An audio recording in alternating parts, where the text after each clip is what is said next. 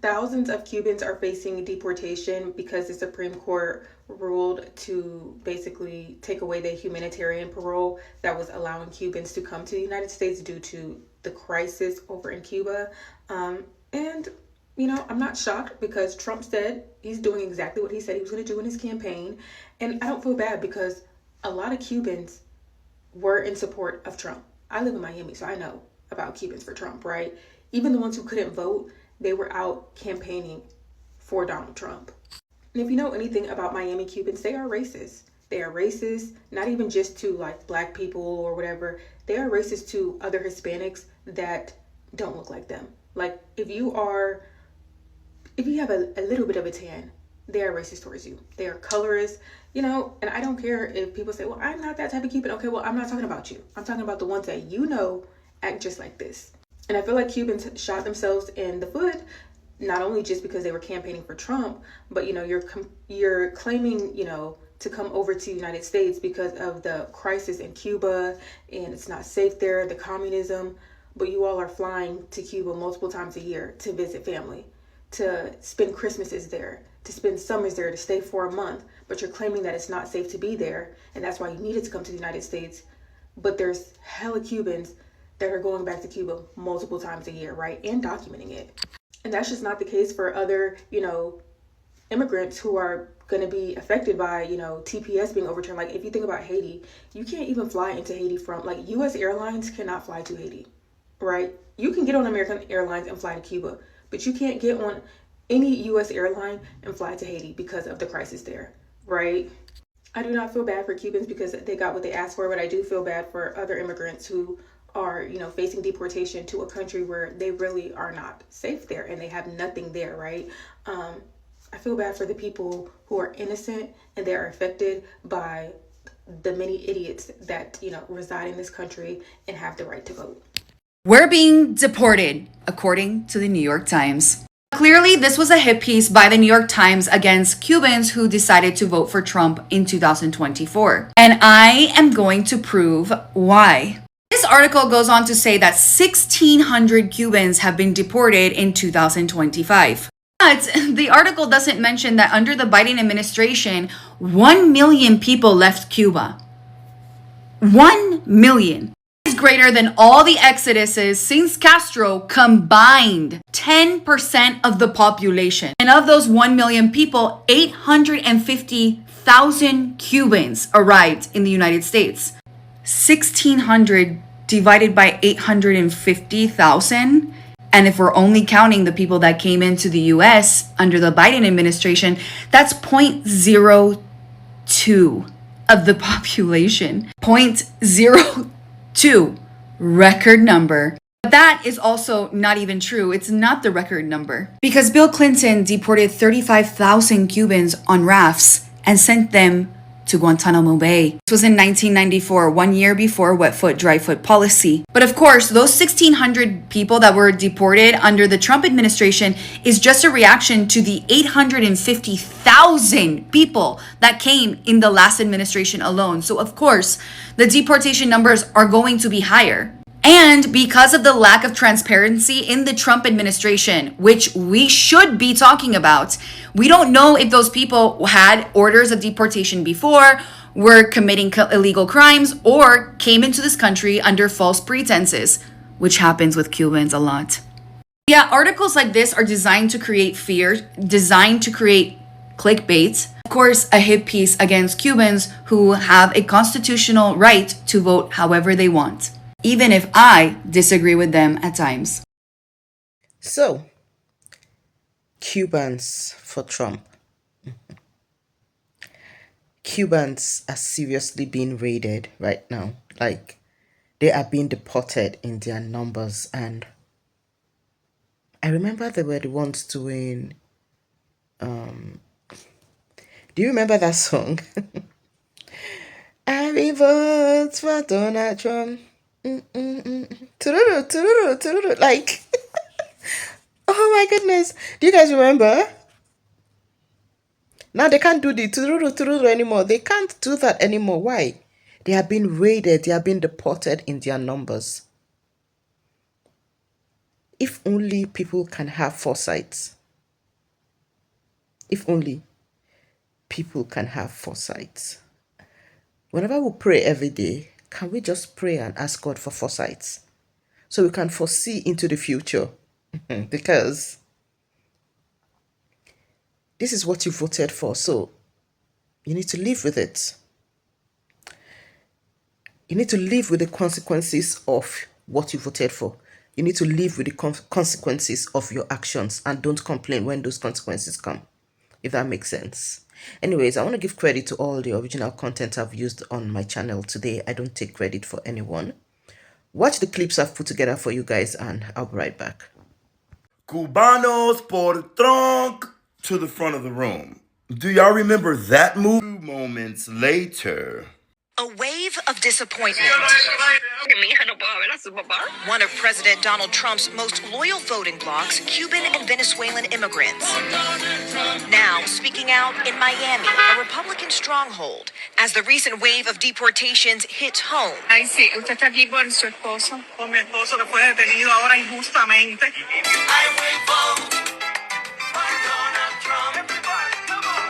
¡Injusticia! ¡Es esto! ¡Injusto! Esto es para... No, para cualquiera. Tienen lista con abogados, sin abogados, esto es como quiera. Como si fuera un delincuente. No hay ningún delincuente cumpliendo derechos en este país. Y mira lo que le hacen. Injusticia. ¿Qué caso tenía su esposo? Y 220A con fecha de corte. ¿Y que estaba detenido? ¿Qué había presentado? El asilo, pero nada, a ellos no les importa que tú tengas asilo, a ellos no les importa nada, eso es al azar, porque por favor que ayuden, que traten de apoyar a mi esposo como apoyar a los otros. Now, I just want to be clear. I don't take any glory in this.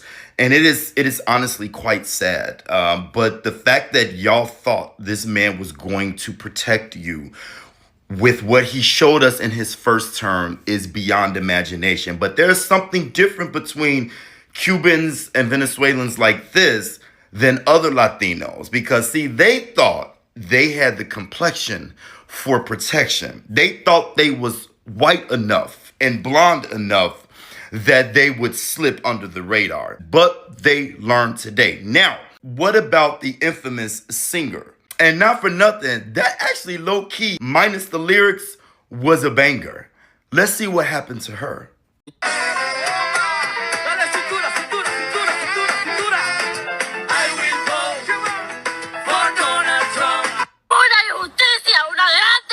It's been happening frequently at the 333 Miami Avenue Federal Court building. Janet Correa's husband was detained this week. According to her immigration lawyer, he has already been placed on expedite removal. So let's see. You weren't light enough.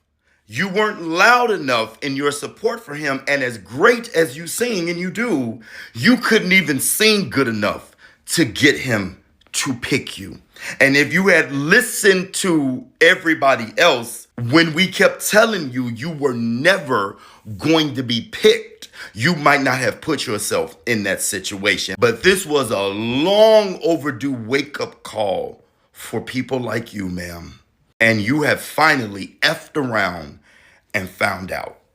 And again, as much as it brings me no joy to say this to you, there's nothing else left to be said but have the day you voted for.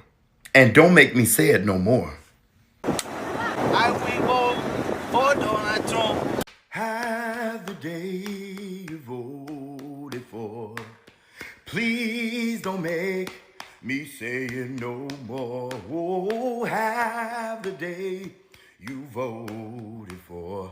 And please, oh please don't make me say it no more. To their shock, Cubans are being deported from Florida at record numbers. I will vote for Donald Trump. Latinos for Trump. I will vote for Donald Trump. Not food con George. Cubans, come here for a moment. See, there was a comedian by the name of Carlos Mencia. He used to have a show. He used to be one of the A-list of A-list until he ruined his own self with, he was canceled for political correctness or something like that. I don't remember. I don't know, but Carlos Mencia was everywhere. He was the Dave Chappelle before there was Dave Chappelle. You see how, side street, People be mad about Key and Peele, but that's just how this system of entertainment and everything in this system, this broken system, works. They don't care about you specifically. They'll find somebody else to replace your ass in 24 hours and make the same amount of guap off you. Okay? Carlos Mencia, as soon as he was canceled, that made room for Dave Chappelle. And as soon as they decided they wanted to cover Dave Chappelle because he wouldn't be in agreements with their bullshit, Key and Peele sat right in that grave. That's how it works, and that's how it always was. Anyway, back to Carlos Mencia. He had a joke one day. I don't know if it was his stand-up or on his show, where he was like discussing how it's ridiculous for brown and indigenous people to be racist against black folk, because people who are bigots, especially if they have any kind of authority, whether it be law enforcement or governance, they don't see you no different. I know it doesn't make any sense. The point of the joke, it was like, it didn't make any sense for you all to behave that way because they see you no different. He's like, if you're in the back of a cop car and one of y'all's black and three of y'all's black and one of y'all's brown or Mexican or Cuban in this case, if the bigoted cop comes over, if there would be one, and say, niggas, get out of the car. He's like, he talking to y'all. He not talking to me. If you get your ass out the car, they're going to beat your ass too. That was like the gist of the joke. I don't think I said it correctly, but the point still stood. And that's what came to my mind when I understood that Cuban Americans were being deported in large numbers now. And for some reason, it's like, I knew, because I lived in Miami for 4 years, I knew the level of bigotry and self-hate. Because hating Cubans, brown people of all varieties that hold hostile ideas and ideologies towards black people, it's just an act of self-hate. You figure like you're more close to perceived non-melanatedness or whiteness, so that makes you superior. It's the only reason why, and I think it's really on some silver lining stuff, the worst possible silver lining ever. I just think it was really incredibly fucked up that the wet foot, dry foot law, where if a Cuban made it to these lands somehow by hook or by crook, and they made it to actual land outside the water, they got to stay here, but a Haitian got sent back. And I never understood why that was the case, other than the level of melanation in their skin. This country always had bigoted stuff going on in the laws and racist shit going on in the way we use this system. But for once, this is the silver lining part. For once, Cuban Americans are starting to see that they think all of you are niggas. You ain't no different from your black friends to them. Okay? You ain't no different. If you had any, it's a hot time that y'all stop with that bullshit. Because there's a time or two, and when I say a time or two, I am diminishing. It's been a lot. Well, I see Cubans and Puerto Ricans and various types of indigenous and brown folks talking about how they're not black. Well, no, the melanation in your skin tells the story. You would not have melanation in your skin if you historically weren't mixed with the melanation that you call black. So as long as you got that in your skin, that's exactly what you are, a variation of. But you don't want to be with us or like us. And he's still deporting your ass just the same. Because a nigga is a nigga is a nigga to them. And if you're offended by the word nigga, and you happen to be Cuban, maybe stop saying it. That is all. I will vote for Donald Trump. I'm so happy to inform you that it's time for another riveting episode of Play Stupid Games, Win Stupid Prizes, courtesy of Eldowski. So this is Cuban illegal alien Eldowski, who entered the United States in 2019 under the previous Frumpy Dump administration. Now, he used the document, an I-220A, which is now not recognized by the current Frumpy Dump administration. So as you can see, Eldowski sat to receive this hideous tattoo of Frumpy Dump across his chest. And he loves Frumpy Dump, so much so that during the last election cycle, he made numerous podcasts. He went out protesting on behalf of Frumpy Dump just to get him elected. But now Eldowski, along with 400,000 other Cuban illegal aliens in this country who use the I-228 document, are worried about being deported. Eldowski sat down with Local 10 News, where he spoke mostly Spanish, and showed off his tattoo honoring Frumpy Dump, a commitment that took 3 sessions of about 4 hours each to complete. He recalled being very excited about Frumpy Dump at that time, but that enthusiasm has slowly faded away as immigration enforcement intensifies nationwide. Again, an immigration attorney estimates that at least 400,000 Cubans are now in the situation where they use the I-228 document to come into this country rather than being formally paroled into the country. Now, the I-228 is not considered a lawful point of entry. So Eldowski is now challenging the Frumpy Dump administration's policies in court, arguing that Cubans released into the country should be considered paroled regardless of the paperwork that they receive. I declare, honey, what a disgrace. So again, he sat for 12 hours to receive this hideous, despicable tattoo, only to be deported by that same man. Make it make sense, because it doesn't. Because if you think that your ass is not going to get deported, you got another thing coming. It doesn't matter what you got on your chest. You better ask the owner of Frumpy Dump Burger. But hey, you play stupid games, you win stupid prizes. Just think about how many legal Cubans he may have convinced to vote for Frumpy Dump, because his ass didn't vote for nobody. Well, well, well. It's Wednesday, baby. Now, you know I'm under the weather. And I was just sitting here pondering and wondering what would make me feel better. How about a cup of Fafo tea? I know it makes us always feel better, baby. And it just so happens we've got a Fafo in the brew. Yes, we do. How about I pour it for you? To their shock, Cubans in Florida are being deported in record numbers.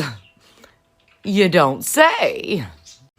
You mean that voting bloc that voted overwhelmingly for Orange Daddy, the pedo-in-chief, are now finding themselves being deported in mass because this current regime don't care about legality? This reminds me of another story that happened here, locally. You see, back in October, the sheriff here in my county of Mobile, Paul Birch, and his wife decided to put up a Halloween display. Very out of touch, I must say. Yes, they thought it was tongue-in-cheek and very, very cute to put ICE agents in their front yard chasing off those in sombreros and ponchos. Now, you might be asking yourself, why does this story about Paul Birch, the sheriff, and his wife have anything at all to do with Cubans who are here legally being deported in mass, boo? Well, I'll be happy to share that with you. This is a statement that was released by Michelle Birch, the sheriff's wife. And as you can see, she thought her Halloween display was funny, tongue-in-cheek. And of course, she believes she can say these things because she is from a Cuban immigrant family. That's right, baby. She thinks she's safe today because her family migrated here in a legal way. She also thinks she's safe today because of her proximity to a white law enforcement officer, baby. That's funny. I guess she hasn't been reading the headlines as of late. You know how those Frozen Crew agents are drawing their guns on off-duty law enforcement officers, hon? That's right. The Frozen Crew really don't care about your legal status, boo, or your job or your proximity to a law enforcement officer, honey. Wow. What a Fafo indeed. It would be a shame today if somebody in the Red Hat crew called the Frozen Crew tip line and made them aware of a Cuban immigrant, you know, living in a home in a red state, in a red county. since they don't seem to care about your proximity to law enforcement today. I don't think it's very cute at all to glorify the Frozen Crew, considering, the facts we know today, boo. They deport U.S. Army veterans, too, even those who have received a Purple Heart, boo. And when it comes to the Frozen Crew and those who work inside of those detention centers, Donald's dock owls, yeah, whew. So I guess you could say Miss Birch was glorifying sexually abusing detainees with her Halloween display.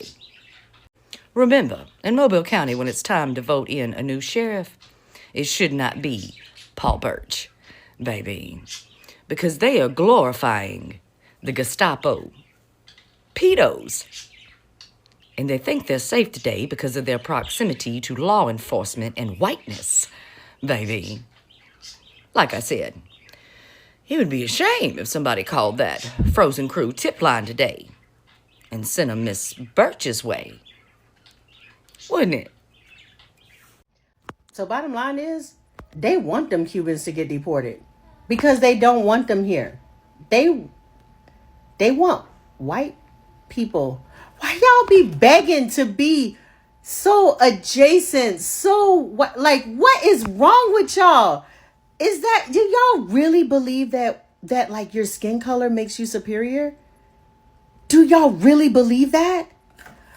Because I just want you to, in case you don't know this, when you all came here and you were in, not just when you came here, but in the school systems, they put y'all in special ed classes and called y'all, I'm going to use the official word that was put down.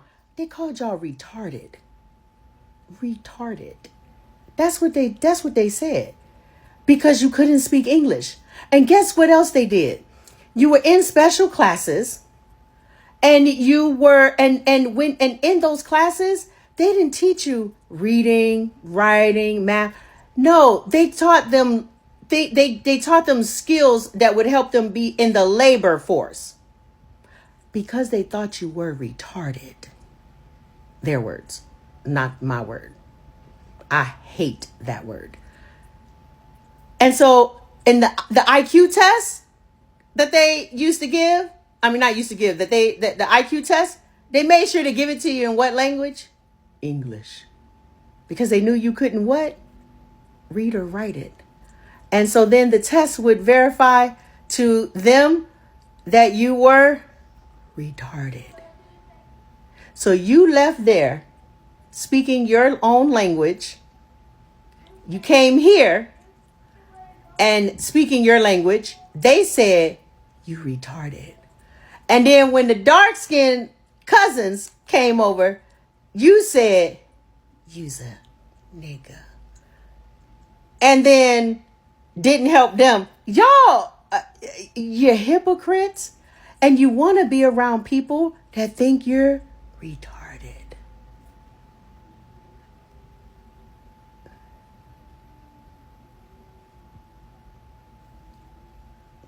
And then you married them. And you married into their family. And you bred children who then called their grandma a nigga. And just because they could now speak English and read and write in English, you thought you got ahead. But guess what? Right now, because, that brown skin be coming up generations, it comes back. Guess what they calling your grandkids? Niggas. I'm moving today, but I just heard this guy I have been begging for decades for Cubans to give me the lowdown on why they seem to not like each other. Not just the racism, okay? I'm like, okay, so I didn't. Is it colorism because they're dark Cubans? Is it because they're black? Is the white Cubans? I want to know the deal. Oh my God. I'm going to put his name in here If you're Cuban, go watch it and be so pissed that he's telling us. Because when we was begging to find out why the Cubans in Miami, why they be acting like that. So, Marielitos, I'm not sure if I'm saying that right. So apparently they didn't like, okay, wait, I want to get this right. Oh, I really don't have time for this, but I'm so excited to learn it. Not excited that it's true, but excited that finally somebody is freaking saying what it is. And that the reason that those Cubans are okay with Trump deporting Cubans right now is because they've been waiting on this. The Cubans that came over here before, that they sent the brown, they sent the, you know, the ones that maybe they didn't like so much, the ones that left. Well, that's when they came, and then, you know, they've been continuing to come. Oh my God, hold on. So they were taught to believe that, well, I mean, they were taught. This guy was like, the white Cubans, they were taught that the black Cubans or the poor, that they were trash, they were scum. And he's talking about his family because he says that that's what his family believes. He also said that that's where Marco Rubio comes from. And that's why they're all excited, because when they left, the first wave of them left Cuba, they left because their properties were getting taken. He said these were the white presenting ones, and they were pissed. So they came here. And so they sent their racists here. And then they get here. And then I think he said in the 80s, when Castro said, okay, you all could let them go. Let them go. You all could go if you want to. I think he said from the port Mariel, and maybe that's why they call them Marielitos or something. And so then he was like, if you were queer, if you were trans, if you were gay, they had you in jail. So he opened the jails. And then he was like, yeah, y'all could come. I mean, y'all could leave. Go on over there. First of all, is that how Miami got so saucy? Because, like, I love it. Whatever, though. Okay. So anyway, so then when they get here, the white Cubans are like, oh, hell no. We just left y'all. We don't want y'all over here. They wouldn't give them jobs. They wouldn't rent to them. They were like, they were racist from the beginning. So where you think those Cubans had to go? Liberty City. Who you think was in Liberty City? Negroes. And so what did we do? We accepted them and was like, come on, y'all. Y'all can come hang with us. Because we always do that. We always do that. I mean, let me not say always, because there's always some exceptions to the rules. But the reason I'm so excited to hear this is it explains so much. I always wondered why, and to this day, I'm always trying to be friends with everybody. And I always thought, like, okay, you down bad. If I'm down bad, you down bad. We two down bad, but we gonna be up together. Like, so let's go. And then they pretend like we cool, and then come to find out we're not. We're not. And then I just didn't understand, like, why? Because your grandma black. So it can't be race. I'm disappointed to hear this, but I'm grateful because it answers so many questions. Y'all, when are y'all gonna believe that racism is the root of it all? When are y'all gonna believe that? Well, and he also said classism as well. So this is a lifelong thing, right? Like, we're gonna have to worry about this every generation. We're just not gonna ever end racism. Oh my God. Or maybe y'all don't want to say that it's racism because you're the racist. Oh, can y'all confirm or deny? Okay, so we got this about Cubans. Anybody else want to come forward and tell us if that's your group too? The Italians, is that y'all too? Oh man, not the Italians. I like y'all. Oh, Indians, is that y'all? Is every group racist, have racism? All of them? I hate that for us. I really do. Sometimes we are the cause of our own problems. And I hope we have all learned our lessons. Next time, I hope we all vote right because, I just discovered You didn't want a woman to be president, a black one at that, right? Now you voted what you wanted, so live with it. Live with what you have voted. I hope you can still sing that song again. I will vote. No, I just hope you can still sing it. You know, it's such a pity.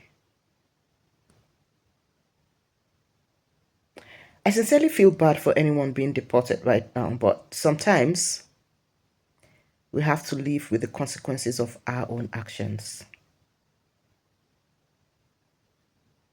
You brought that upon yourself, so all we can do is pity. Anyways, the best we can do is just to pity you, but that's the best we can offer.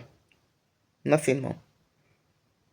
And I wish you all the best in your future endeavors, and I hope this teaches us a very good lesson. God bless the United States of America. Peace.